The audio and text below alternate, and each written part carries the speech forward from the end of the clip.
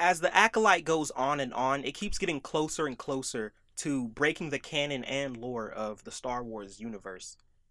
And it's not good. It's not good, folks. What's up, YouTube? Welcome back to another video here on the channel. And today we're talking about The Acolyte, episode 6. What do I think of it? So, in this episode, Osha wakes up on a planet trapped with Ymir, the main villain. Ymir is slowly trying to teach her and get Osha to come on his side, to the dark side. And it's working. I'm pretty surprised that she's falling for this obvious ploy to replace May with her.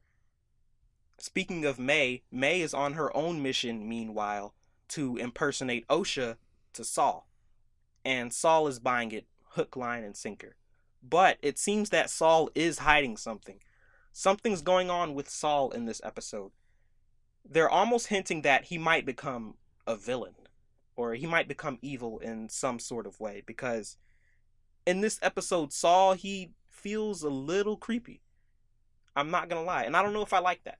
I don't know if I like that, because Saul so far has been my favorite character in The Acolyte. He's the most entertaining. He's the only consistently good part of this show, besides fight sequences. Well, a better way to phrase it would be he's probably the best character in the show. He's definitely carrying. So I'm wondering where they're going to go with this. But he just doesn't seem like the kind of guy that would be a weird villain with some weird sexual tension with May. Because there's a lot of sexual tension in this episode. Not just May with Saul, but also Osha with Ymir. So Osha walks up behind Ymir taking a bath. Ymir, for some reason, leads her in the middle of nowhere on this deserted island just to get naked in front of her and take a bath. He knows she's following him the entire time. So this had to be something to, I don't know, get in Osha's head. But I'm not gonna lie, it's kinda hot. New video on Osha coming out soon. Look out for that one. But also, there's a third plot in this episode. The Jedi, led by Vernestra Rowe, go investigate the deaths. It's kind of weird because you would think that these Jedi would sense that 8 other Jedi died. You know, usually when Jedi die or something, somebody's like, oh, I felt a disturbance in the Force, or something like that. Or they should have foreseen this coming, but I guess maybe not. You know, that's a writing thing. Uh, it's a fail. It's a fail, but it's something that I'm willing to look over. But then again, this show is death from 1,000 paper cuts of bad writing. So take that as you will. There isn't much action in this episode.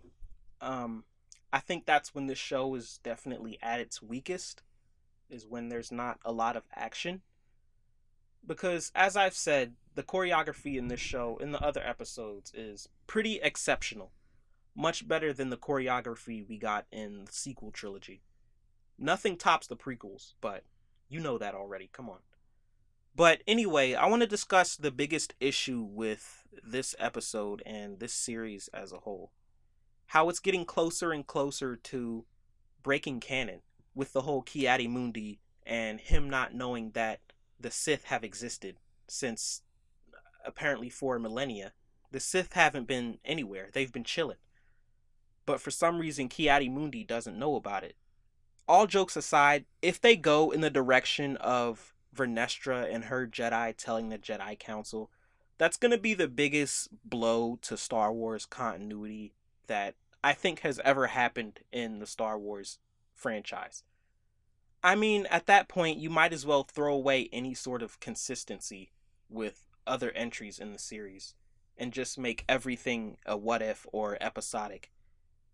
I really hope that doesn't happen, but with all these retcons, it's just unacceptable, man.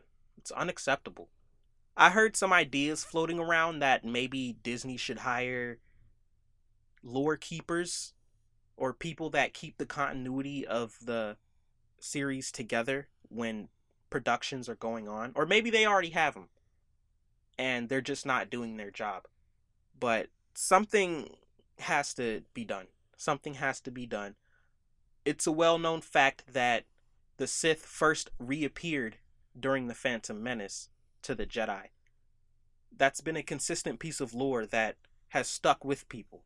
That Darth Maul is the first Sith to be seen in a millennia by Jedi eyes. And I just don't see a way how the Jedi would not know about this.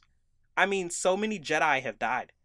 So I just wonder how they're going to do this by the end of the series.